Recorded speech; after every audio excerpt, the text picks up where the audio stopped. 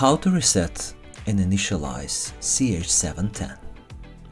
If the headphones cannot be turned on or cannot work even when are turned on, press both the power button and the noise cancelling button at the same time while charging. The headphones will be reset. Information about pairing will not be deleted.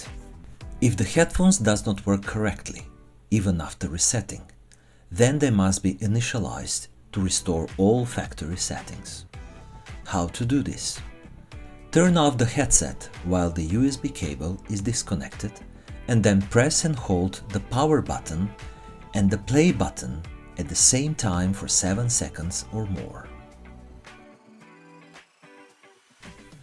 The blue indicator will flash 4 times and then the headphones are initialized. This will reset everything to the factory settings and will delete all pairing information.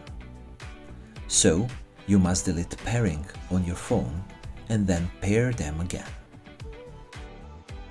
If you would like to see more videos like this, please subscribe.